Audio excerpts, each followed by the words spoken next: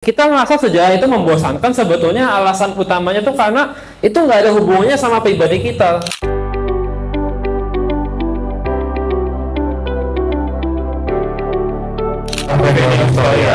Sejarah yang paling basic itu sejarah diri sendiri. Kebanyakan kalau menurut saya orang-orang itu mengalami banyak problematika hidup itu karena nggak kenal siapa dirinya.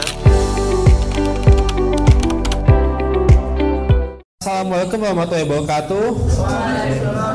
Selamat siang, salam sejahtera. Ya, semoga kita yang hadir di ruangan ini sehat-sehat ya.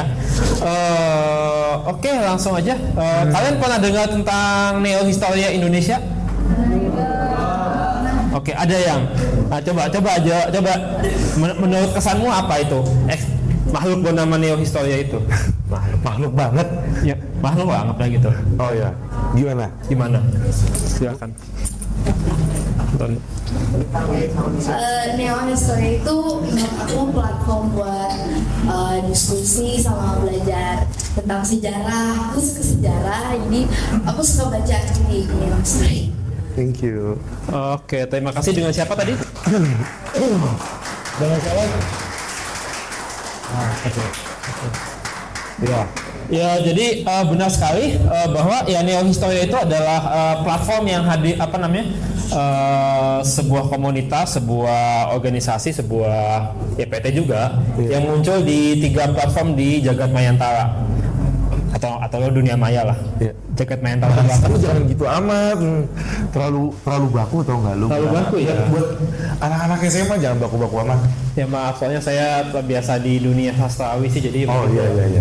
begitu. Oke, jadi memang di Facebook, Instagram, sama Twitter ada sebuah entitas yang namanya Neohistoria Indonesia yang lambangnya mirip seperti daun ganja, tapi bukan daun ganja ya. Itu sebutnya daun gandum. Pokoknya Ganja banget. Gue ditangkap anjing. soalnya banyak yang bilang ini lambangnya kok kayak daun ganja, padahal bukan ganja. Iya. Bentar. Gak ada intel kan yang di sini kan? Gak ada intel kan? Oh iya, bagus. Ya, jadi namanya Neohistoria Indonesia itu ya platform yang dimana kita setiap hari kita menyajikan konten-konten sejarah, artikel tentang sejarah yang kita buat dengan agak menyenangkan lah gitu. Jadi di sini Bapak O-nya suka sejarah atau ada yang senang mata pelajaran sejarah? Kayaknya pertanyaan harus dibalik sih. Karena kenapa? Saya mau tanya, yang merasa pelajaran sejarah itu membosankan dan tidak penting, coba kenapa? Pelajaran itu sejarah itu bosanin, pelajaran yang nggak penting buat apa? Cuma buat ninggalin buat doang. Ada nggak? Nggak apa-apa, angkat tangan aja, nggak bakal Jujur aja. Karena pada zaman gue sekolah dulu, ya nggak lama sih, 10 tahun yang lalu udah berarti. Gue temen-temen gue waktu itu banyak yang tidur di kelas sejarah karena merasa dinabungkan sama guru. Enggak salah, nggak salah. Tapi di sini sebenarnya sejarah itu penting. Pentingnya apa, Pak? Gini Pak, mau kalian bahas ekonomi, hukum, fisika, kimia, biologi, teknik, mau politik sekalipun, pasti ada background sejarahnya. Semua ada background sejarahnya. Bagaimana mereka bisa bikin kok ada hitungannya kayak begini, atau kenapa ada hukum seperti ini, atau kenapa ekonomi kita sekarang hitung-hitungannya kayak begini, itu sejarahnya. Kalau saya sih ngelihatnya lebih lagi. Jadi memang begini loh. Sejarah itu yang paling basic. Gini, kita merasa sejarah itu membosankan, sebetulnya alasan utamanya tuh karena itu nggak ada hubungannya sama pribadi kita. Karena ya udah besok kan kita paling ya lihat dengerin K-pop, terus nonton drakor gitu ya. Ini kebetulan ini salah satu yang doyan juga gitu. Iya, saya K-popers tapi bukan wibu ya, mohon maaf. Iya. Ya, kalau sebelah saya mungkin masih ada sedikit ibunya. sedikit tapi nggak banyak. Oke, jadi ya, karena dianggapnya kan memang nggak ada kaitannya dengan kehidupan kita. Apa pentingnya gitu? Maksudnya ya terutama kalau sejarah politik atau sejarah. Padahal sebetulnya. Oh ya, sebentar ngomong sejarah, saya baru ingat. Apa? Kita punya presiden, mantan presiden tepatnya. Iya. Itu ibu. Ya benar sekali, ya benar. Yaitu Presiden Soekarno ya. Iya. Saking ibunya dinikahin bahkan. Iya, dia impor istri loh. Nah, tuh itu contoh ibu yang paling gendeng tuh kayak gitu. Pertama jadi Mandala Musa, terus habis itu impor istri dan langsung dari Nippon. Ibu pulang-pulangnya. Iya. Terus waktu itu lucunya ketika beliau di sana lagi kencan sama yang kemudian namanya diganti jadi Dewi Soekarno, yaitu dulunya namanya Naoko Nemoto. Itu kan dijemput sama Ahmad Yani yang meninggal itu pahlawan revolusi itu ngejemput Bung Karno. Kenapa? Karena Bung Karno nggak mau pulang. Padahal negara lagi dalam kondisi susah, lagi banyak masalah, tapi beliau ya asik kencan dengan pacar Jepangnya gitu. Nggak ada yang kita sekali lagi. Ya. Nggak ada alasan kan ntar bisa satu dulu ya. Ya nggak masalah. Toh di Neo History itu udah pernah dipublish. Oh iya. Semua yang saya bilang itu udah pernah dipublish, tapi sebetulnya balik lagi itu sebetulnya sejarah itu kan kisah semua orang zaman dulu, terutama yang memang ada signifikansinya. Tapi sejarah yang paling basic itu sejarah diri sendiri.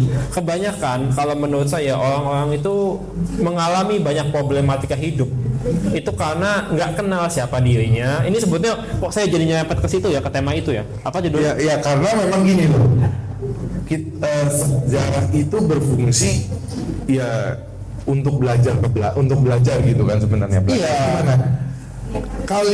Apa yang kalian lakukan tahun kemarin, 2 tahun yang lalu, 3 tahun yang lalu, bahkan mungkin pada saat kalian masih kecil, masih orok, itu bagian dari sejarah sebenarnya. Tapi sejarah untuk kalian sendiri. Dan itu juga sebetulnya masih ada kesinambungan dengan sejarah ayah kita, kakek nenek kita. Nah kalau di keluarga Indonesia itu kan semuanya ditutup-tutupi. Ini maaf ya kalau ada yang tersinggung ya.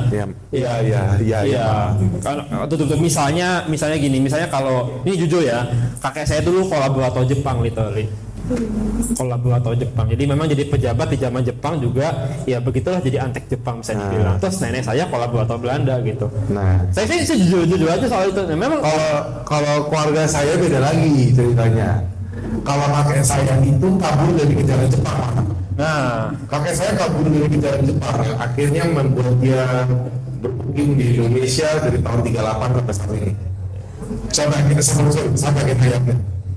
Nah, jadi semua perilaku, semua pattern di masa lalu itu kalau dipelajari itu bisa bikin kita mengenal diri sendiri. Dan terutama ini kan karena kalian itu memang lagi di masa remaja, pasti akan ada di masa pencarian jati diri, dan mungkin nanti ada beberapa 1-2 kesulitan di circle kalian. Itu kalau bisa kenal diri sendiri setelah mengenal sejarah keluarga, semua pattern yang ada di keluarga dan lain sebagainya, itu nanti kalian akan lebih solid lah gitu loh, akan lebih makin percaya diri lah. Kalian bukan cuma harus kenal diri kalian sendiri, kalian harus kenalin orang tua kalian, orang tante, kakek nenek, seluruh keluarga besar kalian. Kalian tahu mereka seperti apa, gimana lah pola-polanya itu tadi bilang ya. Nah, ketika kalian tahu, oke, berarti kira-kira ke depannya harus ngapain, gimana? Itu berarti udah ada stretch-nya dulu nih. Gitu loh. Iya. Nah jadi memang dan kebetulan juga di Neo History itu di tim kita itu memang banyaknya ya anak-anak seusia kalian, jujur aja. Ya. Ini yang memang orang tuanya itu yang ada. Ya saya sih. Saya kan udah 32 tahun. Udah tua dari tahun. Ya, begitulah. Tapi kalau dibandingkan sama yang lain rata-rata kan masih 17, 18, 19. Oh iya, tapi memang rata-rata kita punya penulis. Iya. Itu ya usia kalian atau enggak usia mahasiswa yang lagi kuliah, mau nyampe pendidikan. Ya, sedikit sih yang sepantaran saya. Iya, apalagi seperti kawan kita yang satu ini. Iya, benar. Jadi kalau kalian ngebaca artikel-artikel di sini itu bahasanya sudah disesuaikan dengan bahasa anak muda yang sangat menyenangkan. Misalnya artikel kita yang agak-agak itu misalnya gini, judulnya soal hati istri, betapa sulitnya bercerai dengan suamiku. Itu juga ada kayak gitu judulnya. Kok kenapa jadi bahas soal cerai sih anjir? Ini kita lagi ngomong sama anak-anak umur kenapa bahas cerai? Ya siapa tahu ada yang keluarganya. Oh iya sih. Iya gitu. Maaf ya untuk anak-anak BH Broken Home yang mohon maaf, tenang saya juga korbannya kok. Iya, jadi memang dengan membaca-baca cerita itu kan bisa jadi motivasi, juga bisa ngebantu lah melewati proses demikian. Jadi bisa dibilang kita tuh memotret angle-angle soal kemanusiaan tuh dari berbagai macam sisi gitu loh. Ya. Tapi dengan bahasa yang sangat ringan gitu loh. Ya, terus boleh tahu nggak ada yang selain tahu sama NH, tahu dong berarti belum nama ini kita sering posting soal apa? Coba, kira-kira apa? Yang belakangan ini kita posting soal apa? Soal apa Bu? Udah bilang ntar ada intel gue dijemput. Nah, gini. Apalagi zaman sekarang. Ya, kita lagi nyerempet-nyerempet soal politik sebenarnya ya. Sebenarnya lagi nyerempet-nyerempet soal politik. Karena kenapa? Beberapa calon-calon ini kayaknya belum berkaca dari masa lalu. Oh iya, sebenarnya konsultasi sebenarnya sama kita. Iya, memang harusnya banyak konsultasi sama kita. Gitu. Dan tenang, saya pakai kemeja ini bukan artinya saya tim kampanye ya. Karena warnanya kecil banget, bukan. Saya bukan tim kampanye. Tenang, saya bukan tim kampanye. Pendukung gemoy. Enggak, cukup. Gue lepas sih. Iya.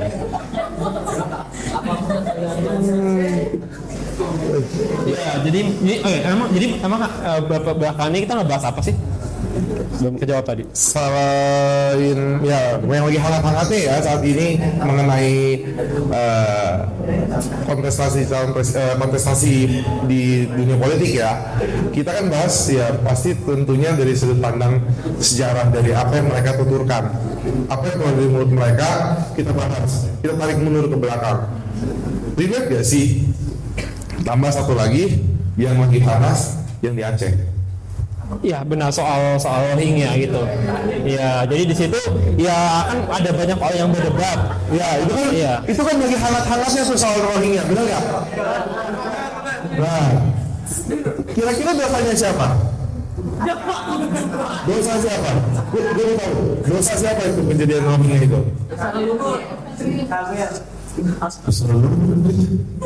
Dosa iya from certain point of view. Dosa leluhurnya Burma dan paling besar dan dosa leluhurnya Inggris. Ya benar sekali. Jadi saat ini Ratu Elizabeth, Raja George keberapa lah itu sekarang dibakar di api neraka. Gara-gara kenapa? Asal main tarik garis sekarang itu pada ribut semua. Jadi bersyukurlah karena kita dijajah Belanda, Roma dijajah. Kalau kita dijajah Inggris main asal tarik garis mati lah gitu. Sekarang kita lagi perang terus.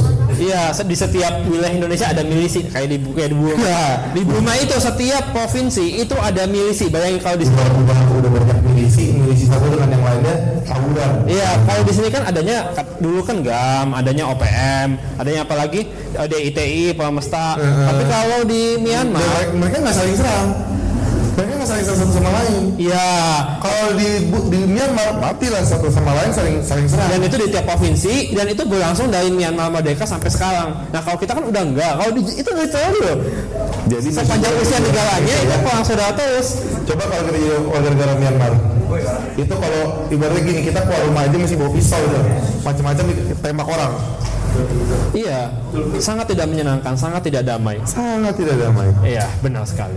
Nah, mungkin ya balik lagi ya, kita kan pengen, kayak gitu, kita pengen memperkenalkan sejarah dengan cara yang lebih menyenangkan. Salah satu moto kita sebenarnya. Iya, dan kita menggunakan meme, kita menggunakan video, dan kita menggunakan narasi-narasi yang unik gitu. Ya, pengennya sih gitu. Iya. Dan ya, kita jujur ya dapat diterima baik sih secara banyak. Ya, alhamdulillah cukup banyak lah yang mengapresiasi gitu. Walaupun banyak juga ada beberapa satu dua yang ngancem lah gitu. Ya, kita juga ada ancaman kok, tenang aja.